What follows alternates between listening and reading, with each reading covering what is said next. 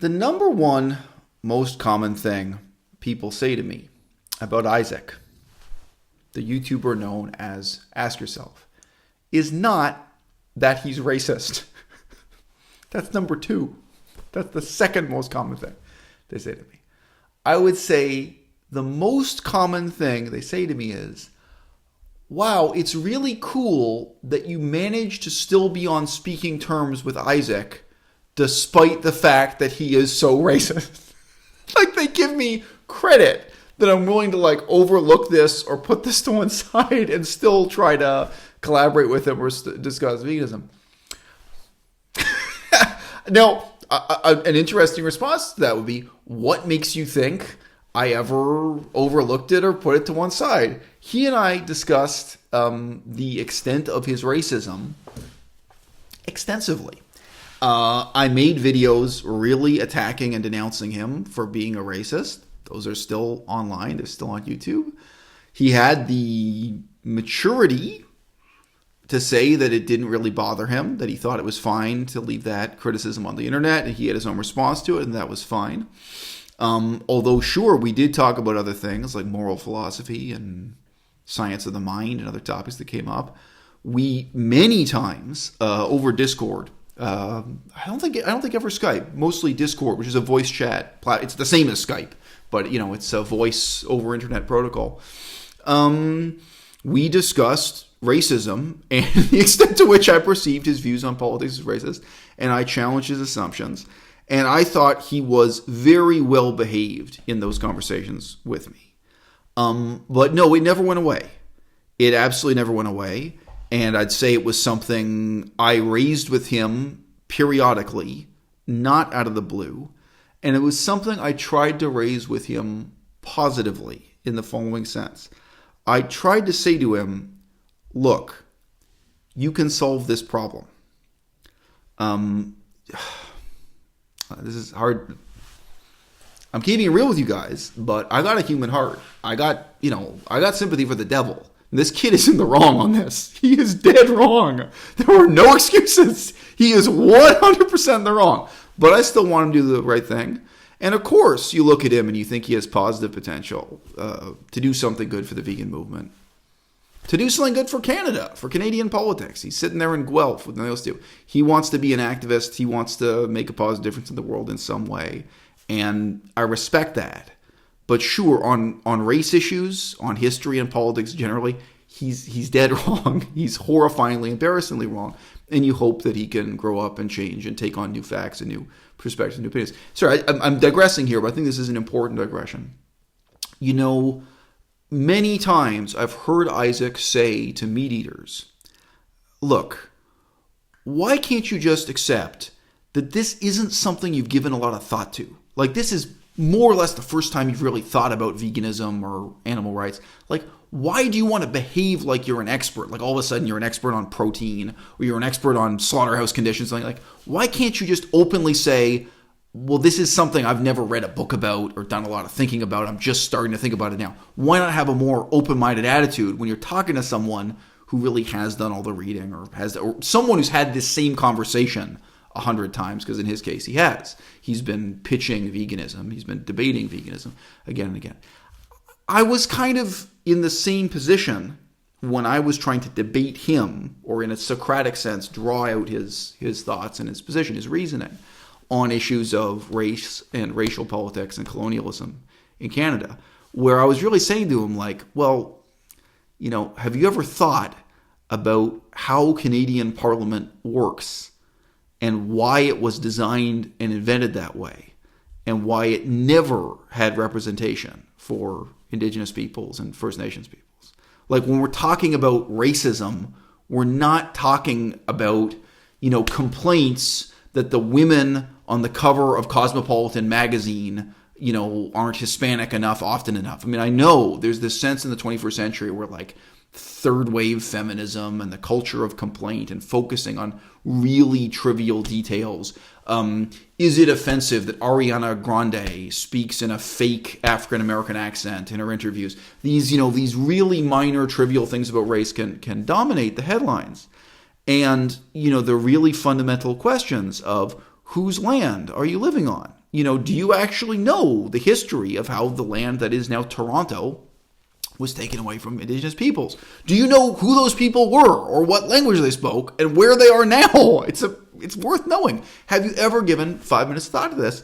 And why was their language never spoken in Parliament? Why didn't they have seats in Parliament the way other ridings and groups are represented? So when I was talking about that with him, which I think was a conversation worth having, that was one of our first voice conversations. We talked by text earlier than that. I mean, I was in the position of saying, look, I can tell you've never thought about this before. You have never given 5 minutes of thought. You've never read a book about this. So why don't you be a little bit open-minded in thinking, there are some things here you've never considered. And I give him credit. I think he was open-minded enough. Melissa's here off camera. I don't know if you heard both sides of the conversation, if you were there to hear that. Some of them maybe you were. Yeah. You're right. Yeah, for that one, right. Anyway, so some of these conversations, Melissa was kind of just physically in the room. But anyway,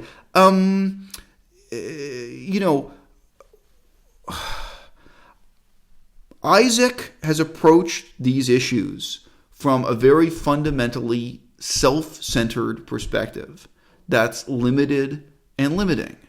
And in the same sense that veganism ultimately is not about you and is not about your feelings, questions on a massive scale of the history of civilization and colonialism and slavery and racism, there's a sense in which you have to have the detachment to understand and deal with these issues, that it's not about you and it's not about your feelings, or it's not after a certain point. So there's a similar kind of challenge. And in the same way that the first time someone has even heard of veganism or heard about animal rights or heard about slaughterhouse conditions, it's kind of morally different. Many of you have this experience. Some of you don't. Like, if you're talking to someone, I felt this way. Melissa and I, we were at the dinner table with a hunter, and I felt like it was the first time. So he was a very experienced hunter. He'd killed animals all over the world. I felt like it was the first time he even thought about the concept of not killing animals, of not eating meat from. So it was like, and there was this weird sense in which it's almost amoral. It's almost as if he's been living his life without the option of not being evil, because he didn't even have the fork in the road presented. He didn't even have the concept that there was a way to not be evil, so he was evil all the time okay. Now, if I meet that guy again a couple years from now, which may happen, I may talk to the same guy again. The second time you have that conversation, it's not the same. It's like, look, you know what you're doing. You know there's another way to do it. You met me and I'm 6'3" and I do 200 push-ups a day and I'm healthy. You could be healthy, like as healthy as me and be vegan, or you could be more healthy if you want to. That guy, he could be healthier. His current hunter's diet is killing him. It's very obvious. Anyway, so you knew this was an option. You knew the fundamental issues, ethical, ecological, and health. You knew it. This is on the table for you. And after you did nothing. You didn't take the next step, right? So again, with Isaac, I appreciate he's come at these racial issues from a totally solipsistic, self-centered place of ignorance and self-righteousness. And the ignorance is somehow transcends morality when you're totally ignorant like this, when you've just never thought about it. You don't even realize you're built on genocide. And so, okay, the second time you have that conversation, it's not the same. All right? He's being told. And he was told by this channel. I started this argument with Isaac. I think he had 4 YouTube videos up when this started. Maybe it was like 8. But really, I think he had 4 videos of substance on his channel. It was right at the beginning of his channel that I came down on him with saying, look, you're racist, and these people you're flirting with and supporting are racist. These people you're making excuses for, like Corey McCarthy and Tara McCarthy, and even more infamously, Jack Green. This is not about guilt by association. Isaac genetically is half Jewish. Jack Green is not merely a neo-Nazi. He's really a classical Nazi. He has videos on his channel dealing with Adolf Hitler himself and other like philosophers of the Nazi period. He's about getting back to the roots of Nazism in contrast to neo-Nazism. He is an outright explicit Nazi. All right, and from his perspective, you're Jewish. I mean, I don't think Isaac is not religiously Jewish, of course, and neither am I. I'm ethnically Jewish, but not religiously Jewish. Okay, and you've defended this guy and supported this guy, and yet you throw in caveats like, well, we may not agree on everything in politics.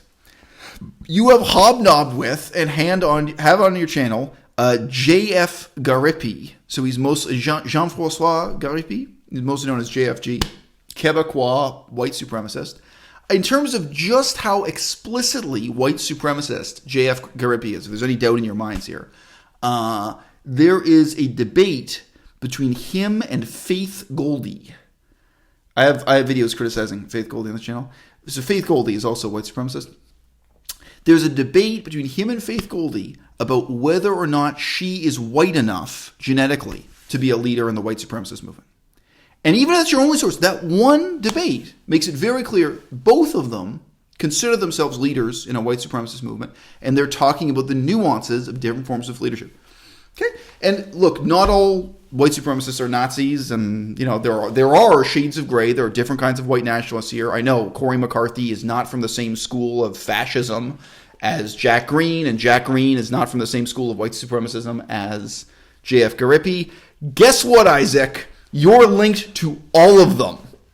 And it's not guilt by association. You are guilty by your own words and deeds. You now have minimum 2 years of coming on the internet and supporting every penny ante argument in support of scientific racism, the so-called race and DNA debate. You coming out and supporting sources that are debunked on Wikipedia, where a quick Wikipedia search of you quoting and citing neo-Nazi websites to back up your everyone's seen this. I mean, the blessing is, from his perspective, he won and used to viciously enforce the rule that these conversations on Discord could not be recorded. A lot of them, my conversations with him, I thought they were great. They wish they were recorded, but they were not recorded. Could have been. They'd be better. He doesn't do that anymore. They changed the rules. And 2, he's now deleted all of his old videos. I think he's deleted most of the traces. I come back to an earlier leitmotif here. When I raised this with Isaac, many times, and including most recent time, just a few weeks ago, I said to him, there is a positive way out of this. Everyone thinks you're racist. I mean, okay, what does everyone mean? Everyone who talks to me, as I say, the most frequent thing people say to me is, this guy is a racist, or they ask me, how racist is he on a scale of 1 to 10? Like, is he an 8, or is he a 7? Like, nobody thinks you're a 0 on the 1 to 10 scale. Or they're asking me about how I manage to put up with this guy, given that he is so racist. This is an incredibly widespread view of you, and it's not for no reason. You created, I mean, they're not rumors. This view of you is widespread for a reason because of your conduct, your words, your deeds. And I don't put it to him as a guilt trip. I say, why don't you resolve the situation? Why don't you come out now? He wiped away all the old videos on his YouTube channel. He declared a new era. Come out and make a positive statement of what your position is on multiculturalism, what your position is on African Americans or African Canadians or Caribbean Canadians or the history of black slavery or apartheid in South Africa. Come out and make a video saying your view of Indigenous Canadians and genocide and the future of the Mohawk, Cree, Ojibwe, Dene, how you feel about that, what that means to you. You come out and state your position positively. And then people will be able to say, look, even though this guy has made videos with J.F. Garipi and he was friends with Jack Green and he flirted for so long with Corey McCarthy and Tara McCarthy, even though there were all these connections, even though he said all these things on Discord in the past, and there are screenshots and statements on Facebook, and even though there's all this stemming of, hey, this is his position now. New year, 2019, he's taken on a new position, doing something positive. This power is in your hands. And I've said this to your face, Isaac. Instead of doing that, to use your own language, to use your own slang, your own idioms, you cuck into the shadows. Meaning you hide in the shadows, you make excuses, You use mealy-mouthed, insincere, circuitous logic like, oh, well, how do you define racism? And then you define racism really narrowly and you come up with these. You wouldn't accept the excuses you make for yourself on this. You would never accept from a natural vegan. You'd never accept from a meat eater you're debating. You'd never accept from me. You make excuses for yourself on this. You'd never accept from anyone else. You engage in fallacies, in the strictest sense of the term fallacy, that you'd never accept from anyone else. And it's all on this one issue. Because it's on this issue that we can all see your use of reason and logic is shallow, phony, self-serving, and insincere. You're interested in being rational and reasonable only when it makes you feel powerless. Little slip there. Only when it makes you feel powerful and not when it makes you feel challenged or powerless. Although there's something out there you really need to learn. And kiddo, growing up in Guelph, Ontario, there is. Life is long. You're still on chapter 1. You can do better. Let's see you do it.